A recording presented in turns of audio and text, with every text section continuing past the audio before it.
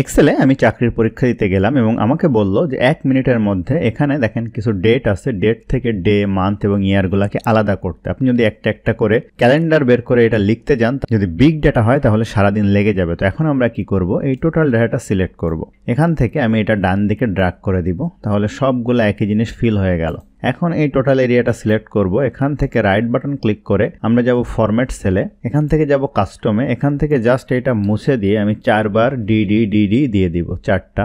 দেখেন ওকে দিলাম, তাহলে আমার যে ডেটা চলে আসলো। এখন সিম্পলি এটাও সিলেক্ট করব, রাইট বাটন ক্লিক করব, ফরম্যাট সেলে যাব, এখান থেকে চলে যাব কাস্টমে, এখান থেকে এটা মুছে দিব। আমি জাস্ট এখানে যেহেতু মান্থ দেখব 4 বার এম দিব, তাহলে দেখেন মান্থটা চলে আসবে। এখন এই ডেটাটা এখান থেকে সিলেক্ট করব, রাইট বাটন ক্লিক করব, এখান থেকে ফরম্যাট সেলে যাব, কাস্টমে যাব, এটা এখান থেকে মুছে দিব এবং আমি এখানে 4 বার ওয়াই দিয়ে দিব, যেহেতু আমি ইয়ারটা দেখব। ওকে দিলাম, দেখেন ইয়ারটা চলে আসলো।